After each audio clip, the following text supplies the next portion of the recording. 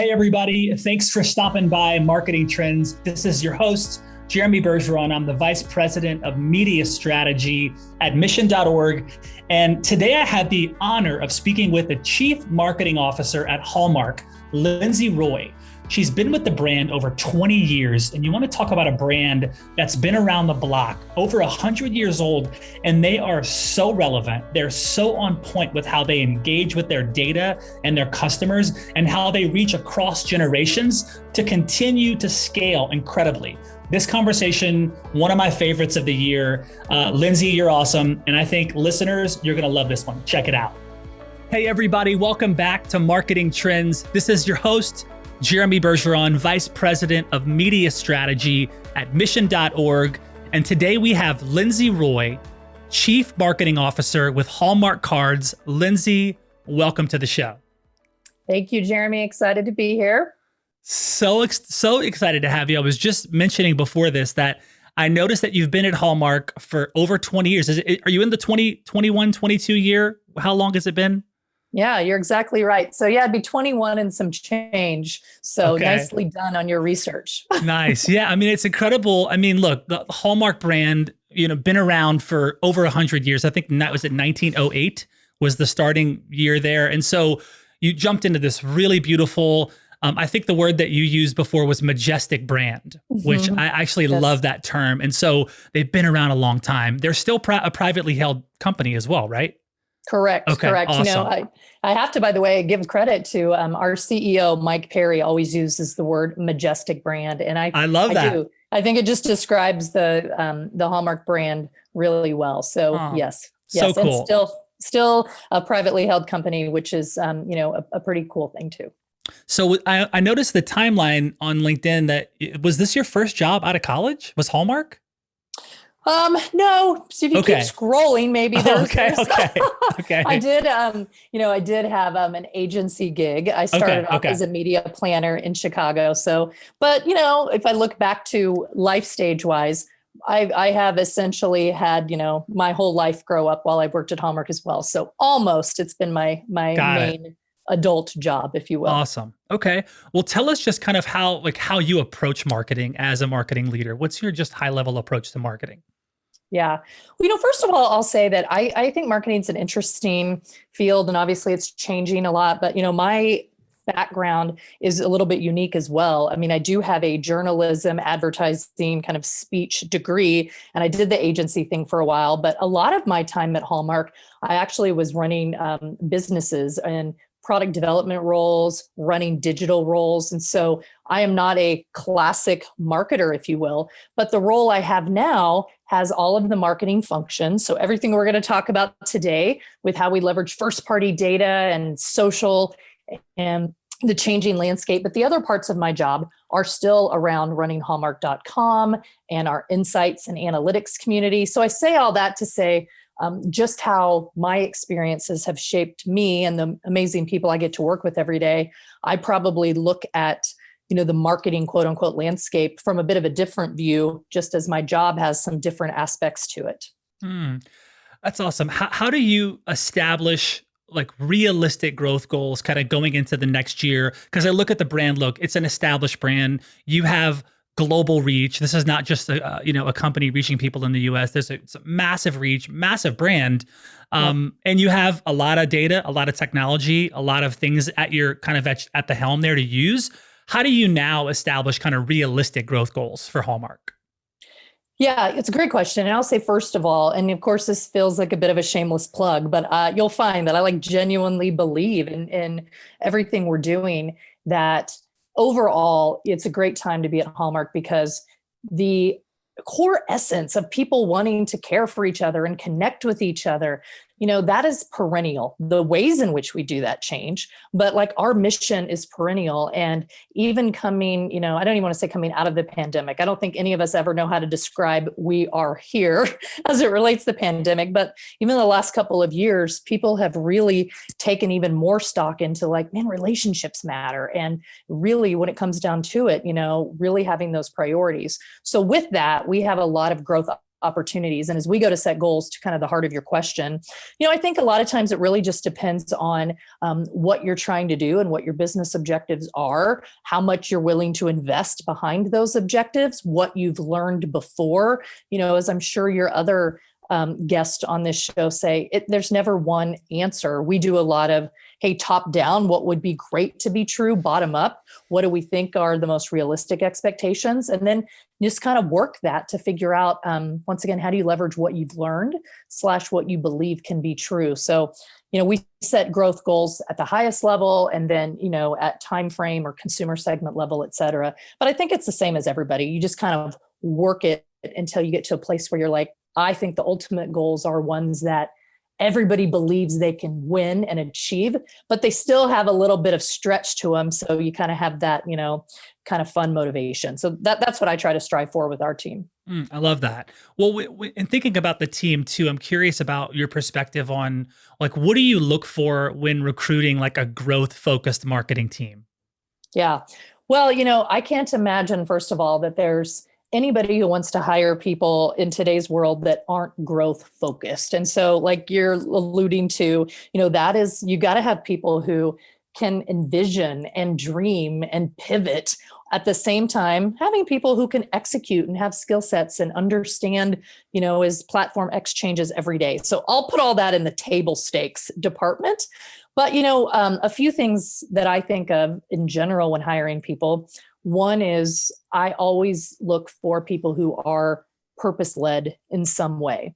I truly believe that's a differentiator that the Hallmark brand has in the marketplace to find the best talent is who are people who actually care that they get to be a part of helping people build better relationships. And I mean, is there anything, more satisfying? And so that's one thing that's maybe, a little bit unique to my lens. A second thing I would say is I really have always cared, and I think we all care about getting people with diverse perspectives. We try to have people with short tenure, long tenure, people who've been in agency world, have been in brand world, everybody from the college intern to somebody who has 25 years of amazing experience, different backgrounds, et cetera. And so we are very purposeful about that. And the last but not least, I'm a believer in hire good, smart people with learning agility. Sometimes that's more important than check these 3 boxes. Have you done X on Salesforce? Have you done Y on Adobe Analytics? I think good, smart people that want to learn and can learn, you can't go wrong. I love that. There's some wisdom gold nuggets in that one for sure. And I can tell that it's thoughtful how you choose people and also how they choose you as well. And I think it's important. That's fantastic. Because you're hiring a human at the end of the day. You want them to be, like you said, purpose driven and purpose led, and having a diverse background and experience brings an interesting perspective to it.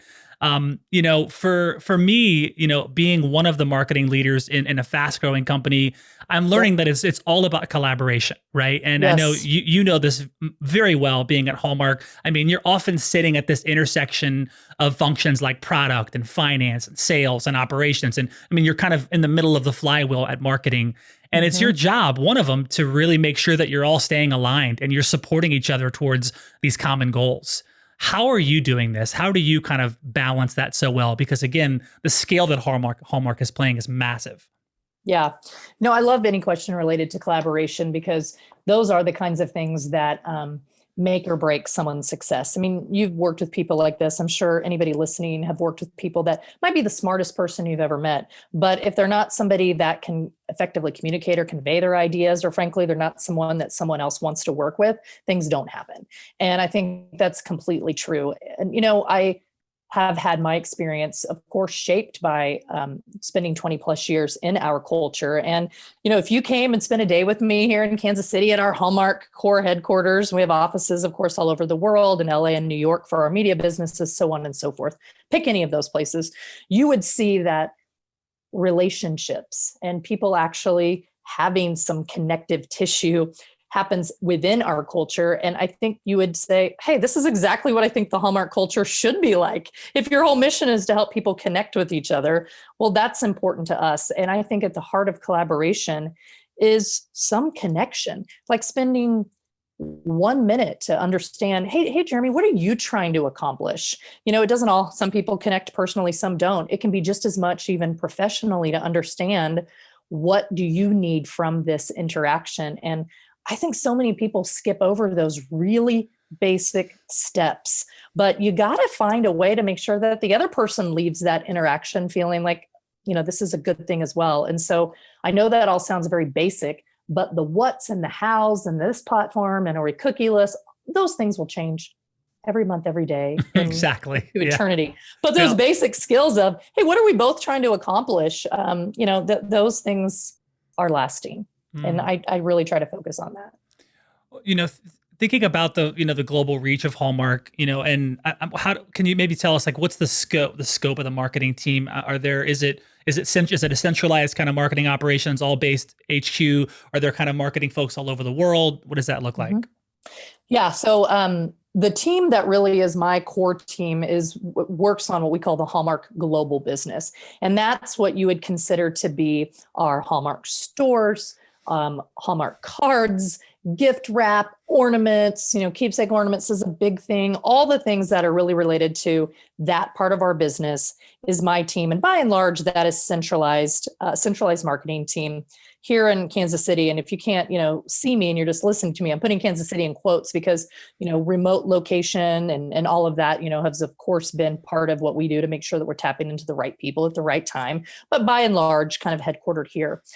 We have the other big part of our Hallmark branded business is, of course, the Hallmark channel, or the media division known as Crown Media, that has the Hallmark channel, Hallmark Movies and Mysteries, Hallmark Drama, and our streaming service called Hallmark Movies Now.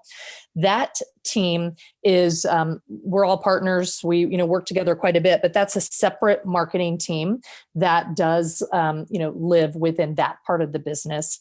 And then as it relates to our global reach, by and large, marketing is localized. And so, for instance, our UK business has a marketing team in the UK. We partner together, but whether it's time zone, consumer insight understanding, et cetera, generally we have marketing be more localized with just those global synergies.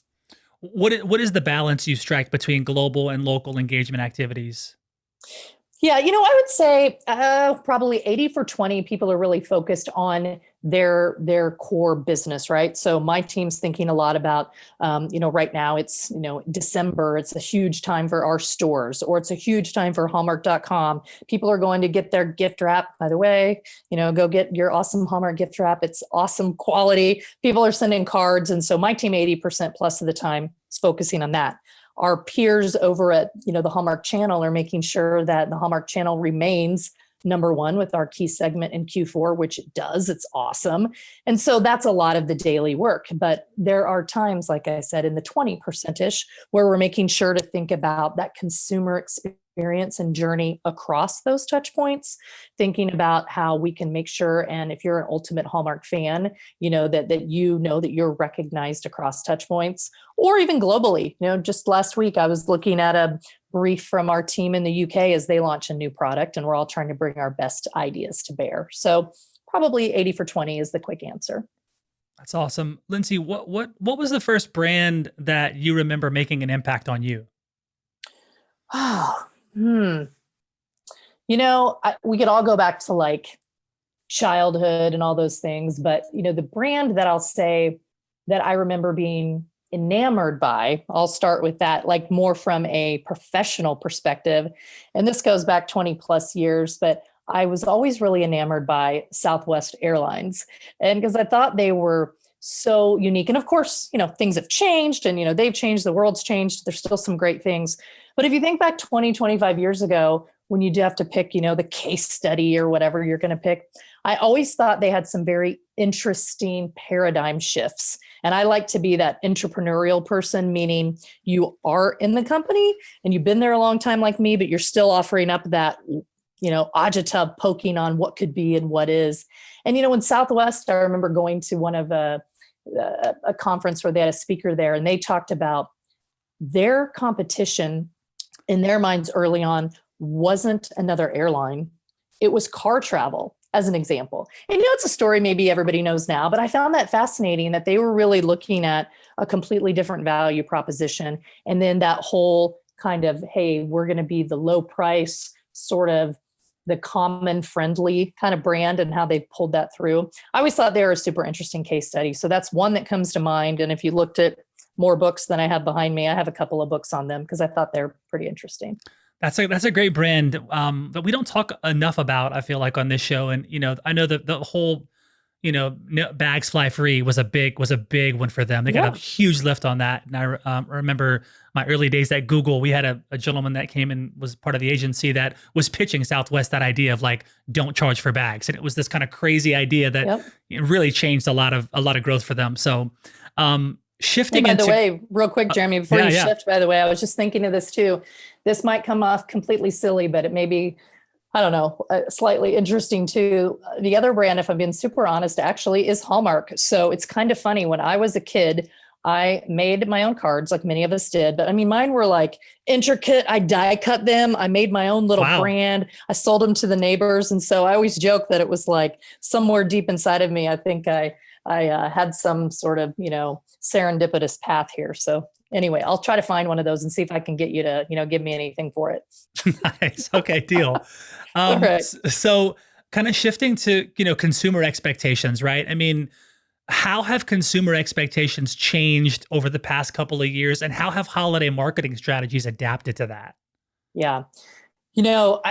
There's so many things that have changed, and the rate of change has been incredible for so many different reasons. Digital acceleration, social media.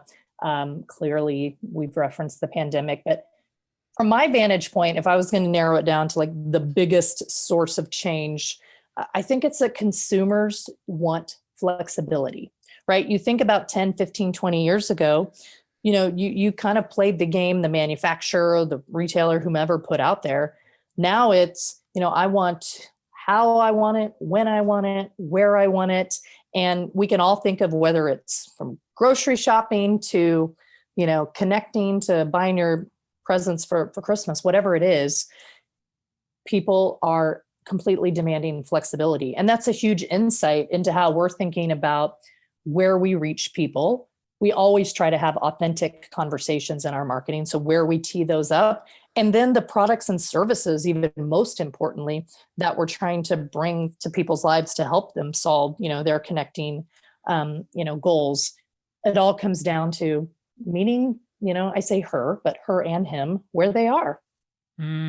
How do you see your marketing strategy evolving with increasingly connected experiences? Yeah. There's the holy grail that I think we all look for is really getting that consumer-centric view. And I'll give a couple of practical things because it's easy to say those things, but I think, it's most interesting. Like, what are you actually doing? What are we actually doing? So one is, we don't plan in channel silos anymore. Our team isn't organized that, hey, this is the TV buying team and this is the, social team or whatnot. We really try to look at everything from a consumer-centric view. And my whole team that we actually call the consumer experience team, we don't even really necessarily always use the word marketing anymore because we're trying to make sure that everybody thinks through, hey, I'm going to think about Jeremy's experience, where he is navigating, what he needs, what we can infer from that, what his behavior has been. And so this whole world of connected experiences has led us to a place where it has to be consumer first. And a couple of other things, like many companies, Hallmark is also leveraging direct to consumer when and where it makes sense. And with those closed loop interactions, we can then introduce new people to the brand and learn about them to put into our total ecosystem. We can show, different sides of the brand, capture more data to try to be more helpful. And then the last thing I would say is just this whole social landscape that continues to change. We have, for instance, like everybody entered into the world of TikTok, entered in our own authentic way to the world of Snap and trying to figure out, based on those users and those behaviors, everybody's so connected. What does it make sense and how should we show up there versus how we show up on Facebook or how we show up on an Instagram story? So all of though, I would say the headline is, it comes down to be consumer first, try to be helpful, try to be authentic, and realize that there are no silos anymore. So we shouldn't replicate those within our organization. I love how you mentioned those other kind of channels that you're at the table with TikTok and Snap and these things. So I think of Hallmark as this, really, really, you said a purpose-driven brand. And actually, a lot of brands talk about this, purpose-driven marketing and purpose-driven brands. Yep. We talk about Hallmark being that thing. Now I'm curious about, of course, 100-plus-year-old business. Now you have to still be relevant. You're at the table, TikTok, you're creating content. So how are you doing that authentically and saying, hey, not only are we still here, we're still relevant, we're still authentic, and we're still purpose-driven? Yeah. Well, I alluded to this earlier, but I'll just say it again because I think it's super relevant to this question, which is we try to stay focused on the bedrock of our brand promise, which once again is to just help people live more caring and connected lives, to have those meaningful moments, to have those memories, to have those tighter relationships. And how we do that has ebbed and flowed over 100+ years. And so that is a very freeing way, first of all, to think about it. But from there, we try to have a lot of two-way dialogue with existing users, new, generations that are coming into, these kinds of behaviors, to really understand where are we meeting your needs, where you're not meeting the needs. And I think sometimes companies fall into traps where they're not willing to ask those hard questions. Because the real insights are when you're willing to just sit down, sit down. We recently had a Gen Z focus group, and just to talk about okay, what are your perceptions of Hallmark? What are your perceptions of cards? And, you learn a lot of amazing things. There are what we would call the caring connector, archetype, that person who believes that the world is inherently good, that person that believes that relationships are the glue, and they're willing to put in the time and effort. Those people exist at 12 and they exist at 92. Well said. But to figure out what do they need and how do we tap into, what would make sense for them? That's the key to relevance in my mind, is be open, ask the hard questions, and make sure that you're investing in innovation to answer those questions, which I know we'll get to it in a minute, but you and I've talked before the call about a couple of innovations that we've recently launched, which, whenever it's time, I'll share those with you as well as two examples of some of those outputs to those conversations. I love that you're that the archetype, the profile of you said the caring connector, that they exist across all generations. And so I think that's really beautiful. And that's a really cool distinction. It's not like, okay, now we got to find the person who's in Gen Z and find the person who's in Gen X. And oh, wait a second. It's like, no, that profile, that personality absolutely is still there. So getting into the conversation and doing the same things you've been doing well, and finding those people. And I think that's really key. It's also a testament to something I noticed with some of the brands that come on this show, is that as they've been able to scale massively, they have this kind of through line of keeping things simple. It's like simplicity seems to scale things, so as opposed to adding complexity.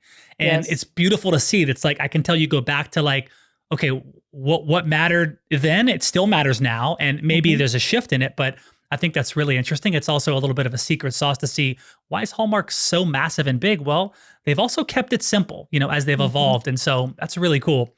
How has your data, or rather, how has your use of data changed over the past year to inform decision-making? How are you personalizing? Are you using AI, things like that? Yeah. Another huge, big topic for sure. And I'll say, first of all, that we do enjoy a large amount of first-party data. That is one of the great things about being a brand that has some history. And we actually, it's a timely question, just today met our goal for new Crown Rewards, which is our loyalty program. We met our 2021 goal today. So wow. A little virtual high five. High five. Nice. Yeah. And doing that in lots of different ways. When we set that goal, we didn't know how much our e-com would explode based on people's shopping changes, all the things. But we do have, a lot of first party data, which is one great thing. But as we think about, how to find those other valuable consumers and kind of get into that connection, we have a lot of things that we do. I mean, we do, one thing I'll say maybe that comes to the top of my mind is we look for what we call WHEN, WHEN data. And what that means is not only who you are, that you are a 28-year-old mom of two who's a caring connector who shops in these places. It's also important for us to try to have a conversation where we maybe learn, well, when is your birthday, or when is your significant other's birthday, or things like that. And that kind of part of the data genome around, those people who are most close to you, those people who you might want to activate. And we can do that. Like, I'll give you a really basic example. If you buy a card for your sister on August 12th and you have some relationship with us, we can then maybe tell you next July 30th, like, hey, you might have a birthday need coming up. And people find that helpful. They're like, oh yeah, I got to get that. In their mind, they know that's their sister. So we've got a lot of different first party things. And like everybody, with how third party and cookies and all those things are changing, we have a lot of great outside partners, both our media agencies, our kind of CRM and loyalty partners. And so we never believe that, we have all the experts on our team either. We do leverage a great suite of partners to help us make sure we're constantly navigating and doing things like, side-by-side comparisons to try to really extrapolate our own append and lookalike data. We have our own proprietary version of kind of a CRM system that we call Know Her, because our whole goal is how do we know her to help her? And that does the normal data integration, cleansing, making sure we have all that available. And so a million little things, but we always believe that the more personalized, which includes when, who, how, is super important. And the last little thing I'll say, because you mentioned AI, like everybody, we're doing a lot of experimentation. The biggest live use case we have with AI right now is in our chatbots that come to life in our digital experiences. So consumer care is also part of my world. I get to work with an awesome guy who leads that part of our business, and he's a great innovator. And we've launched this year a couple of chatbots because from your other conversations, it's easier for people to interact oftentimes with the chatbot. And we have some great AI that feels very Hallmark and very helpful and can hopefully, get people to accomplish their task in a fraction of the time. I love that. We had the CMO of LivePerson. She came on the show, Amber Armstrong, and really bullish on their business. It's really cool to see what they're doing with AI online. Yes. I mean, it's amazing how they're engaging with brands and how brands are using that technology. So that's awesome. You and the Hallmark squad have not been quiet on the product innovation front. Sign and Send and video greeting cards have launched. Like, what's the inspiration for those? Tell us about those.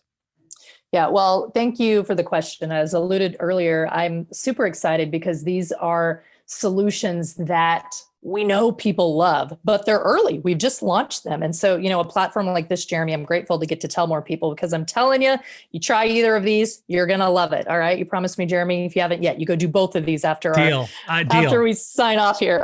All right. Well, the first one, Sign and Send, in a nutshell, that's an opportunity for people to go onto hallmark.com, or you can download, the progressive web app on your phone or save the browser, whatever. But you can send a real Hallmark card, like a real card that has the quality, the process, all the cool stuff that you want to save, has that real Hallmark card, and you can add your personal handwriting all from your phone. So we have a proprietary way we get your handwriting from you. We print it on the card, basically looks like a pen wrote it on the card. We print your address. We add the stamp. Right now, we even pay for the stamp, and we put that thing in the mail for you. And so, if you're thinking that you want to tell someone you care about them or wish them a happy birthday or a happy holidays or whatever, and you want to do that tonight at midnight when you're hanging out on the couch, every single step of the card process is now able to do on your phone, but with all of the amazing, personalization and those really genuine, meaningful touches. So that's Sign and Send. All right. Oohs, ahs. It's amazing. Right? I know my mom's going to be excited about this too. So yeah. All right. All right. Well, tell her. I'll look for her. I'll look for her to become a member of our loyalty if she's not already. She probably is. She probably is. She Yep. probably is if she's already. Yeah. Mm-hmm. If she's a caring connector. The other one that we literally just launched a couple of weeks ago, it's called Hallmark Video Greetings, and this is super fun. There's two ways you can play, but I'll tell you one way is you can buy a physical card, and within each card that has a custom QR code that you as the buyer click on that and you can make a fun video, and it can just be you or the people in your household, or you can simply invite others via text or email. Like, the experience is way easy. And then we magically stitch these videos together, and then you throw the card in the mail. So imagine you can't see your extended family in California this holiday, but you and a few other people make them something. They get not only the normal holiday card, they scan that, and it's all of you guys saying, hey, wish we could be there. And like I said, we make that simple. We bookend it with awesome content. We stitch it together. Or you can just also make the digital only version and text that to someone, share it on social. So it's been so fun to see the different videos and video compilations that people are sharing with us that they're making. I mean, stuff we could never dream of, and it's very fun to see. So Hallmark Video Greetings, you can also find that by checking out hallmark.com. You can do all of the above on hallmark.com. That's awesome. And these are recently launched. You're seeing, what are some of the results you're seeing, and obviously a lot of adoption, and I'm assuming with the avid fans that are a part of the Hallmark community. Yeah. Well, Sign and Send launched a few months ago. Okay. So, that one launched first, and we're seeing some great things. Like, our net promoter scores and user satisfaction scores are incredibly high. So once people are discovering it, they're coming back and they're loving it, which is great. And, since we launched, in a birthday time period or an everyday time period, we were seeing that. Now that we're in the middle of a holiday season, we're seeing some awesome results of people using this as a new way to send their holiday cards. So great momentum. And then Video Greetings is like it's a baby on the launch timeframe. It's been in the market 3 weeks. Cool. Yeah. So, and we're trying to work fast and nimble. We had this idea, we commercialized it, made it happen literally within 4 months. And so it's been out for 3 weeks. And like I said, the videos we're seeing are really cool. And we have a couple of celebrities lined up to make a video greeting in the next week or so. So I think a lot more people are going to see how fun the product is from those, big PR kind of moments. That's awesome. I've heard you talk about the importance of engaging and rewarding customer loyalty to the brand and the success of your own legacy brand reward system. What are some of your kind of best practices, tips for operating a successful brand rewards program? Mm-hmm. Yeah. So our brand rewards program, it's called Crown Rewards. And, it's actually one of the first loyalty programs of its kind. Now, like, every brand, every company, every retailer, every whatever has a loyalty thing. But Hallmark was one of the first on the scene. And, we have, to use the word we said earlier, the magic word in marketing, right? Relevance. We've continued to adapt and change. And we continue to see, our Crown Rewards program is best in class as far as net promoter scores across other loyalty programs, et cetera. But I think a few things back to your term earlier of just keep it simple. We try to always be helpful.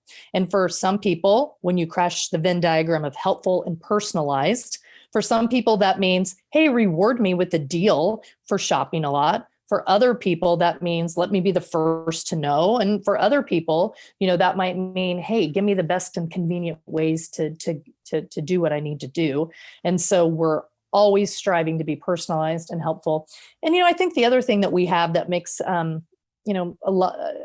a little unique, obviously there are others in this scenario, is having both a physical footprint, with 1,000+ stores, adding into a growing e-commerce business. And so back to, you can use your loyalty wherever you want to use it.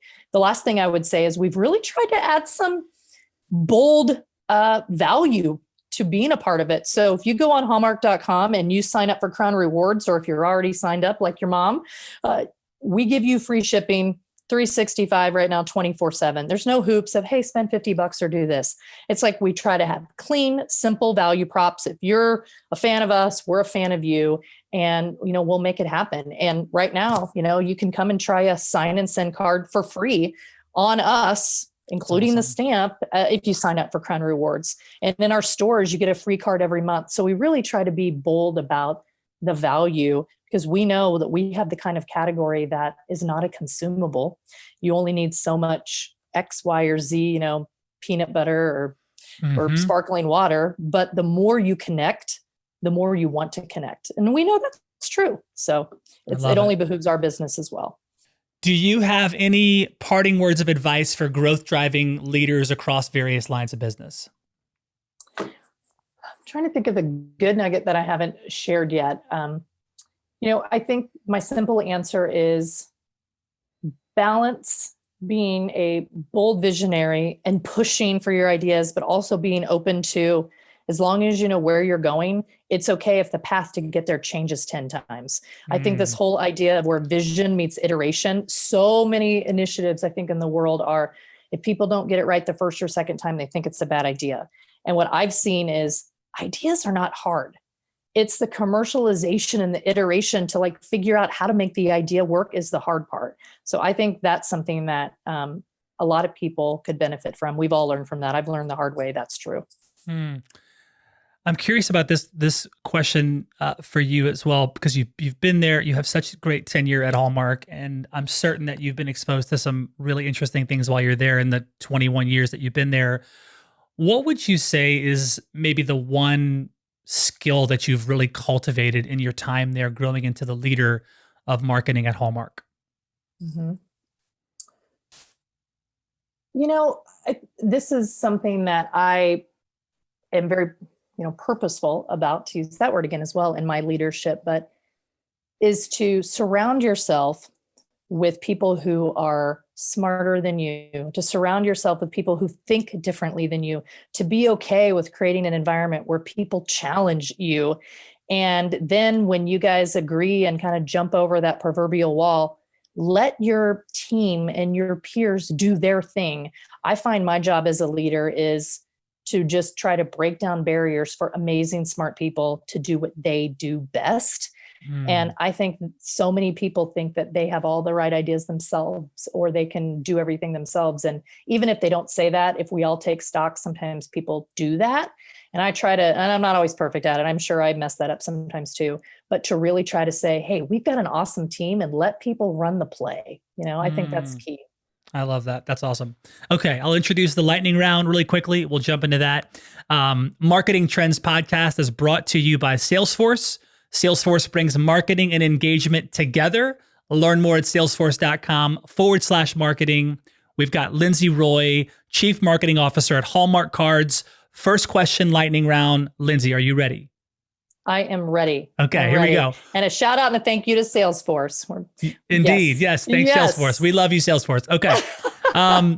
Number one, was there a time you got a card from someone when you didn't expect it?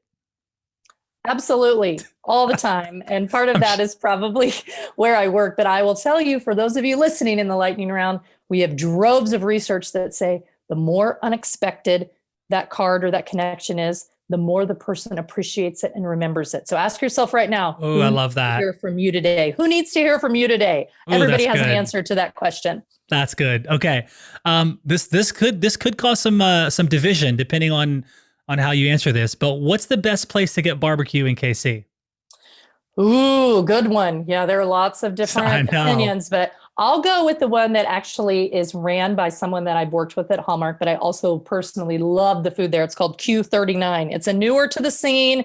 There's two locations, one downtown-ish, one in the Overland Park area, but it's a newer one to the scene, and I'm a huge fan. Okay. Which championship meant more, the Royals in 2015 or the Chiefs in 2020?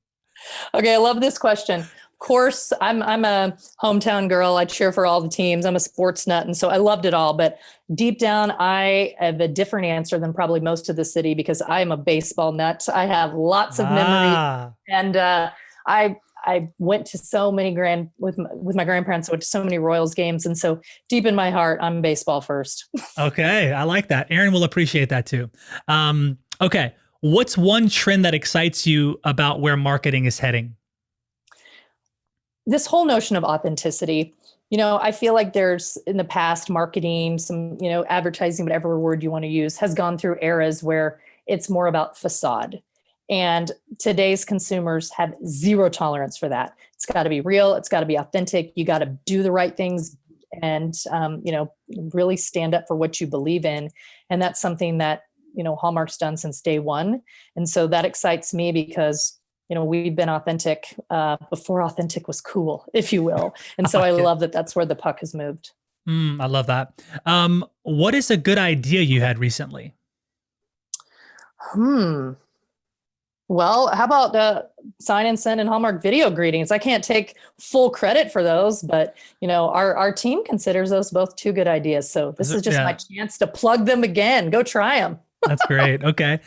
What do you do when you want to feel more joy? The first answer is just spend time with my kids. I have a 12-year-old son and a 10-year-old daughter, and wow, they keep you grounded and joyful. There's, I'm sure, lots of other things. I'm a content junkie. I watch a lot, read a lot. I think all good marketers do. So I've got my own little self-care content holes, but when you say joy, I think of my kids. That's awesome. What do you love and appreciate about yourself? Wow, that's a very humbling question. Goodness, I'm like Midwest humble here. We don't talk like that, Jeremy, but I think answering this from a somewhat professional standpoint, I have always been the same person at home that I am at work. I'm the same person at midnight that I am at noon. And I never prescribed that as a executive, you have to be X, Y, and Z way. And I've been thankful and grateful and blessed that that's worked out for me. That's great. Okay. If you had unlimited creativity and support, you would blank. I would find an amazing problem that needed to be solved in the world and help solve it. Insert any problem: hunger, foster care, anything. There's so many big problems. And you get to a certain point in your life where that's where the real value and legacy lies. I love it. Okay. Last question. What's a secret that you've been uncovering that you're excited about, but you don't want to share about it? Let me think here. I think just we are constantly discovering new insights and, how we act on those. And I will just say in general, I think we're at a time here at Hallmark where we have amazing ideas to really continue to be relevant to generations to come. Because like I said, it goes back to there are people who care and want to belong and want to love each other at every age. And I think some people think that, this is for older people or this is for younger people. But the notion of that persists. We have zillions of ideas on the how because we don't change the what or the why. That's awesome. I mean, Hallmark remains to be at this really beautiful intersection of, people will always want to be seen and heard. They'll always want to connect.